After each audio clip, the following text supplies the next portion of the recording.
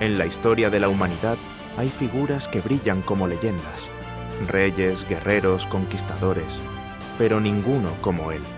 Con solo 20 años se convirtió en rey.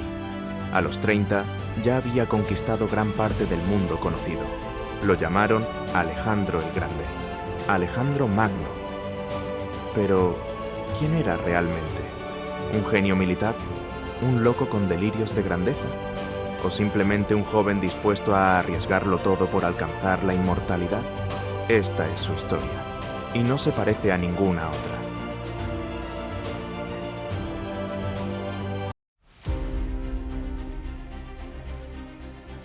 Alejandro nació en el año 356 a.C., en Pela, la capital del reino de Macedonia. Su padre, Filipo II, era un rey ambicioso y un reformador militar. Su madre, Olimpia, era una princesa de Epiro, devota de los dioses y de los mitos. Desde muy pequeño, Alejandro fue alimentado con historias de héroes. Pero no eran cuentos para dormir, eran modelos a seguir. Su madre le decía que descendía de Aquiles, y Alejandro se lo creyó. Cuando tenía 13 años, su padre contrató al mejor tutor posible, Aristóteles. Sí, el mismísimo Aristóteles. Bajo su guía, Alejandro estudió filosofía, medicina, ética, literatura, geografía, pero también estrategia, liderazgo y el arte de gobernar. A los 12 años ya daba señales de ser especial. En una anécdota que se contaría durante siglos, domó a Bucéfalo, un caballo indomable, simplemente observando que tenía miedo de su propia sombra. Alejandro lo calmó y lo montó. El rey Filipo, impresionado, le dijo: «Hijo mío, búscate un reino más digno, porque Macedonia es demasiado pequeña para ti». Y vaya si lo hizo.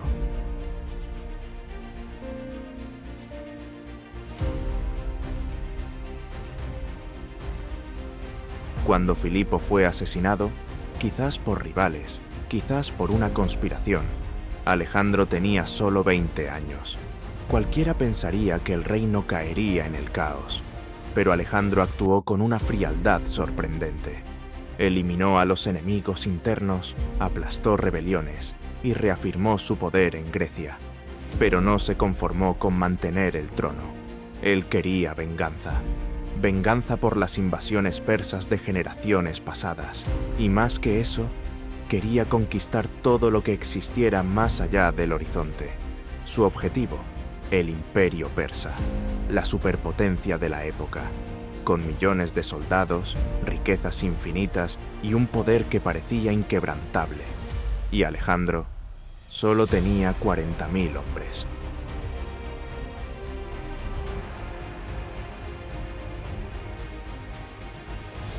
En el año 334 a.C., cruzó el estrecho del Helesponto hacia Asia Menor. Al llegar, lanzó una ofrenda a los dioses y declaró simbólicamente que el continente le pertenecía. No había marcha atrás. Su primer enfrentamiento fue en el río Gránico, donde derrotó al ejército persa usando una táctica arriesgada: cruzar el río mientras lo atacaban. Ganó.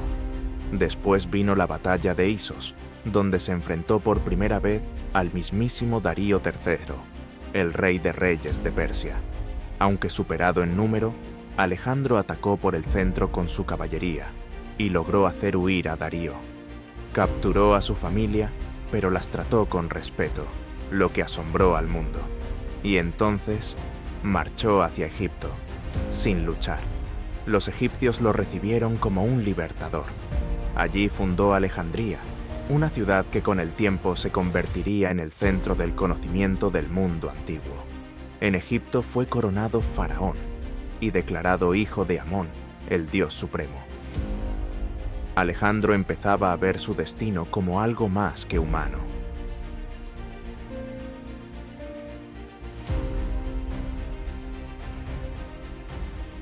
Alejandro no solo conquistaba, también absorbía. Adoptaba costumbres locales, vestía como persa, se casaba con mujeres asiáticas. Esto incomodaba a muchos de sus generales, pero él tenía una visión: unificar culturas. crear un imperio donde Oriente y Occidente se mezclaran. En Gaugamela se enfrentó a Darío por última vez. Fue la batalla decisiva. El terreno elegido favorecía al ejército persa, mucho más numeroso. Pero Alejandro usó la velocidad y la astucia. Una vez más, hizo huir a Darío, quien moriría poco después, traicionado por uno de los suyos. Con la caída de Persia, Alejandro ya era el dueño del mundo conocido, pero no se detuvo.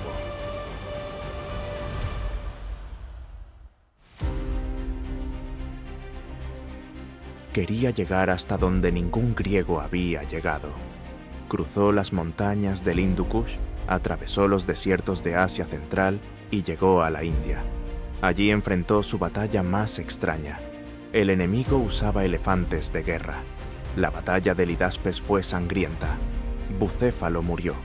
Alejandro resultó herido, pero ganó. Impresionado por el valor del rey enemigo, Poros lo dejó gobernar como aliado. Una muestra más de su estrategia, la conquista con integración. Pero su ejército ya no podía más. Habían llegado al río Éfasis, casi al Ganges, cuando sus soldados se negaron a avanzar. Llevaban años lejos de casa, estaban agotados, y por primera vez Alejandro retrocedió.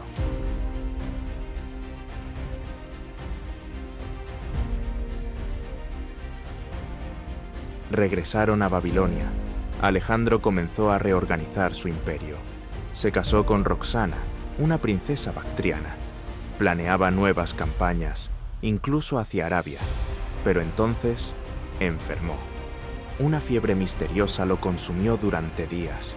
Algunos dicen que fue malaria, otros piensan que fue envenenado. Tenía solo 32 años. Al morir, no dejó un heredero claro. Sus generales se pelearon por su legado. Su imperio, dividido, comenzó a fragmentarse. Dicen que, en su lecho de muerte, le preguntaron a quién debía dejarle el imperio. Y él respondió: al más fuerte.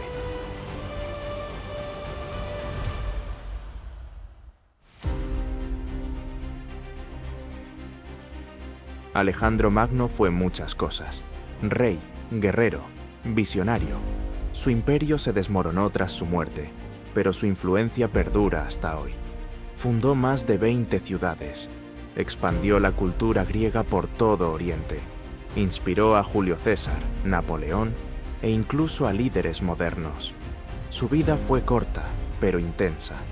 Vivió como si supiera que el tiempo le era limitado, y en solo 11 años cambió el mundo.